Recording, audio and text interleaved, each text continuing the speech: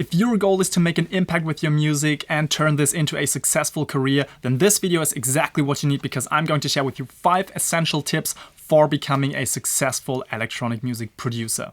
And honestly, even if music production is more a serious hobby for you than an actual career path, this video is still worth your time. You will get a ton of value, especially out of my last tip, because this is going to be a little game changer for the way you see music production and make progress. So make sure to stick around until the end, and now let's jump right in.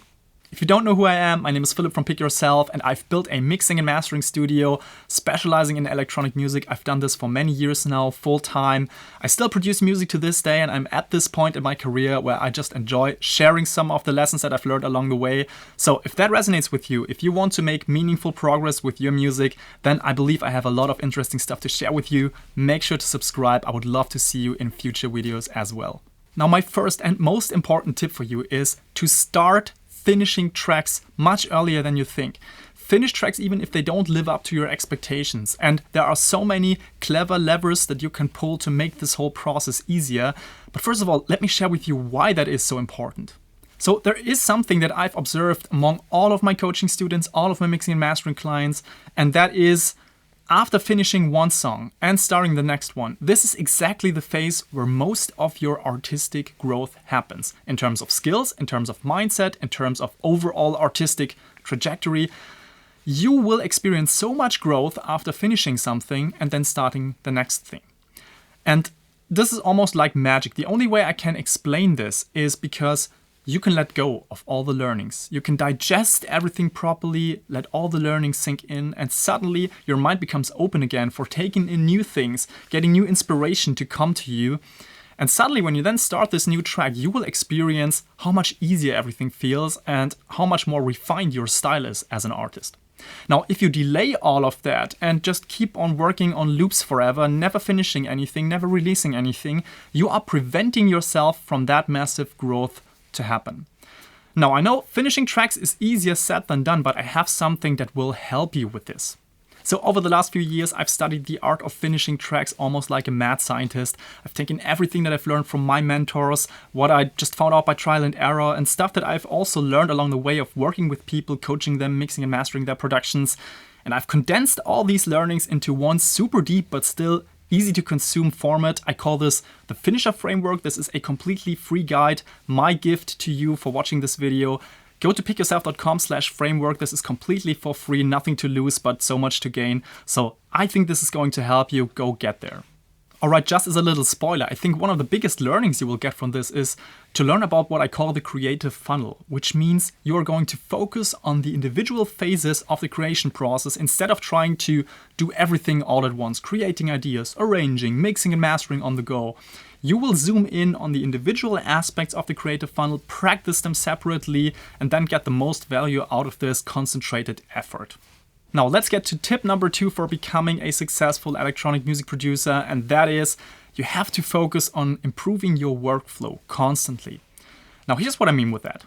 So the biggest issue with electronic music producers these days, especially if they're less experienced, is that they obsess over every single technical detail that they can come across. Meaning, should I use multi-band compression? Should I go to this LUFS level or to that LUFS level? What about linear phase EQ versus non-linear phase EQ? Analog versus digital, blah, blah, blah. It gets on, and it's exhausting.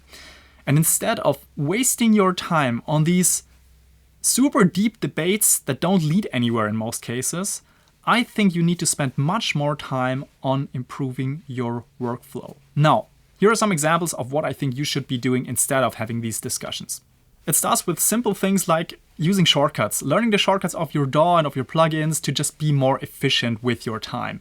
You can save 10 times the input of sitting in front of the DAW and clicking around just by learning the shortcuts. But then it goes on to other things like building a template as a starting point for all of your sessions, something where the routing is already fixed.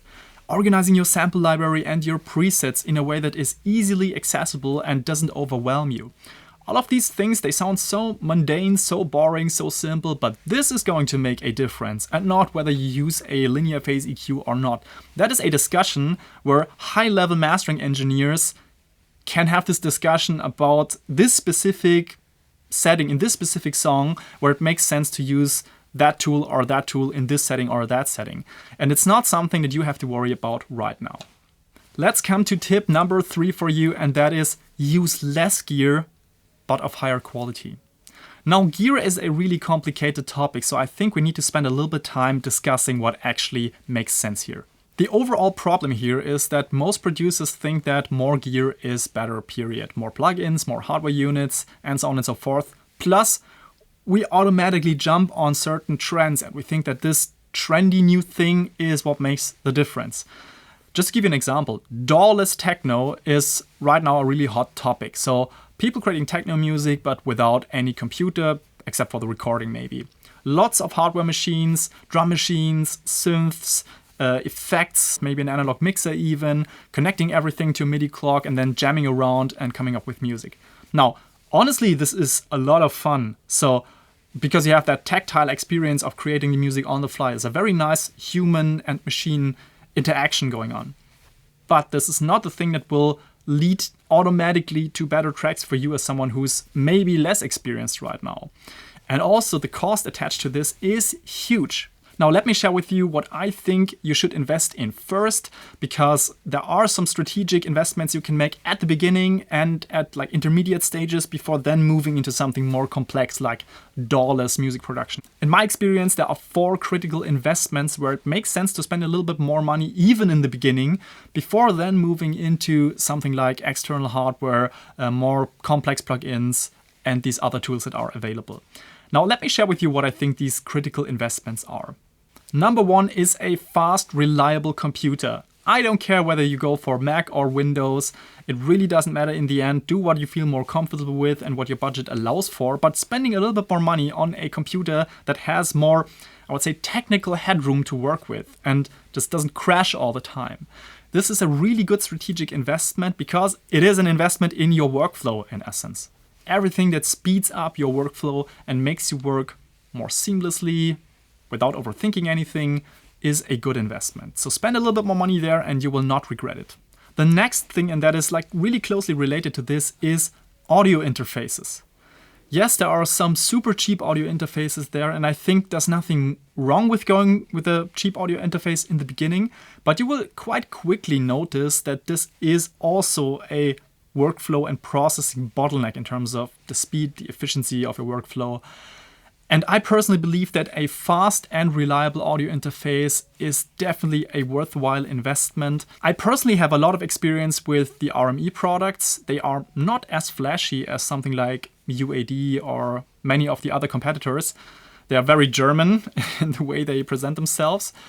But honestly, this stuff is incredibly reliable. And I've worked with tons of different interfaces, especially when I worked at a music production school in many different rooms, many different studios. The only units that were super reliable all the freaking time were the RME interfaces.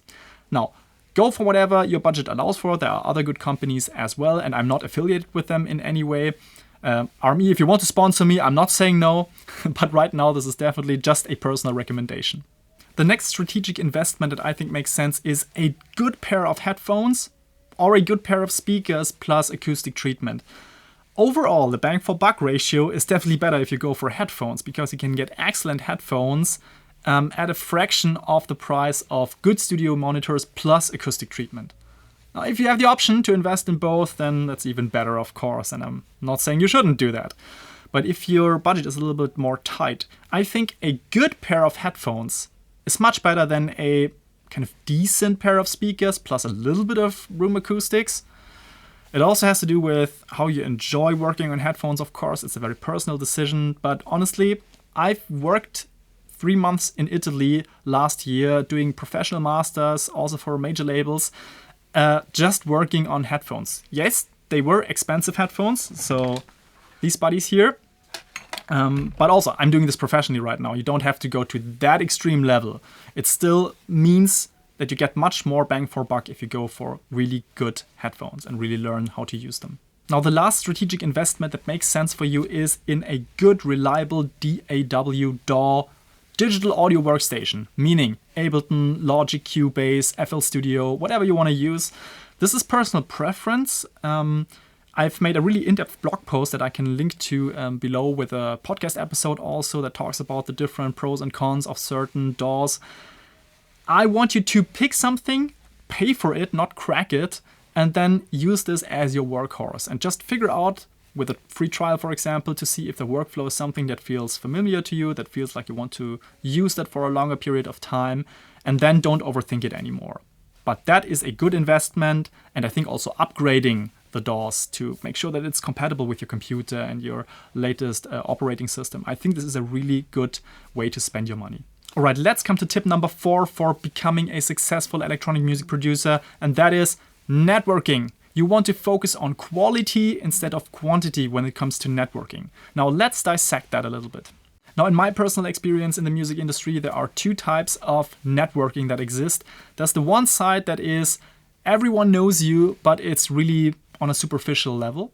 And the second side is you have key relationships with a few selected people in the music industry, but on a very, very deep level. But you're probably not as known broadly. And here's the thing why I believe that this side is a little bit better than the quantity side of things.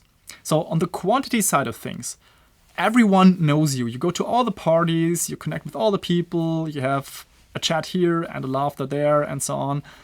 But this prevents you from going deep with the people. And also it means that you have no natural selection of who you vibe with.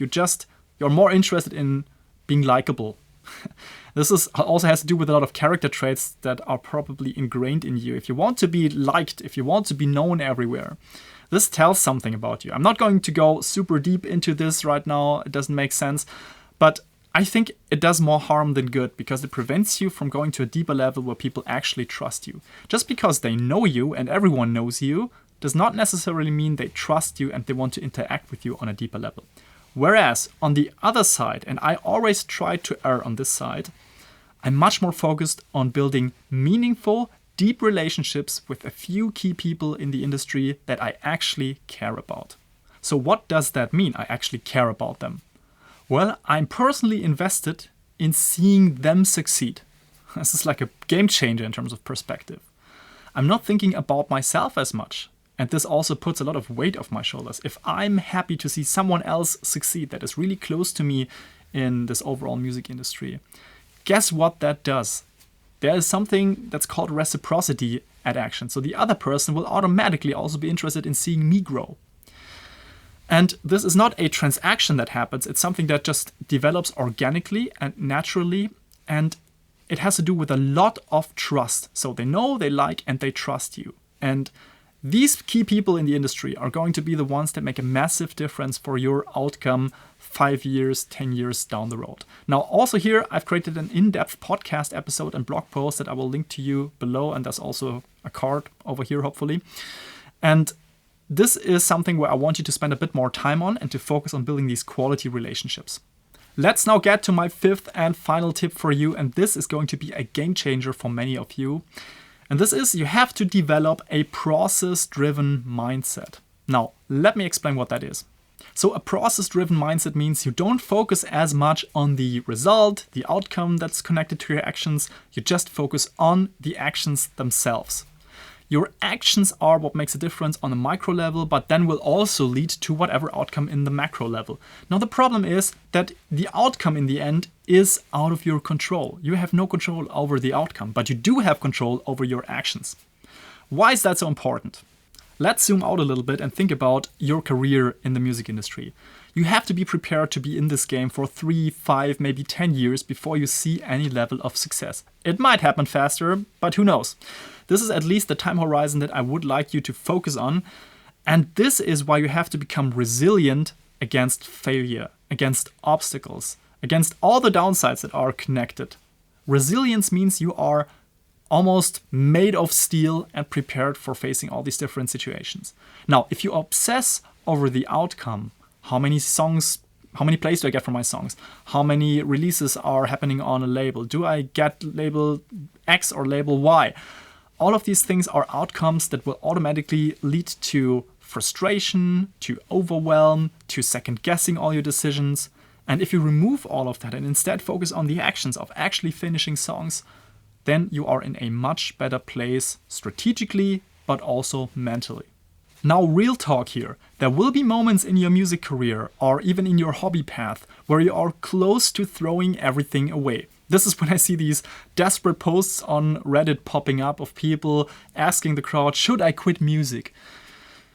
This is something happening all the time. Second guessing yourself, asking these deep questions. Is it really worth continuing on this path? I'm facing a plateau. This is the exact moment where focusing on the process instead of the outcome becomes really, really important, because otherwise, yes, you will not succeed. You will maybe give up your career dream. You will give up your serious hobby and just, give in frustrated. So I want you to focus on the process and ask yourself every single day, what can I do to make meaningful progress towards my goals right now, independently of what's going to happen? Alright, so that is it for my video on the 5 essential tips for becoming a successful electronic music producer. I would love to hear from you in the comments. Which of these tips resonated with you the most and what are you going to put into action right now? Leave a comment below. I would love to hear from you. I read everything, I respond to most of it, and I would love to see you in another video soon.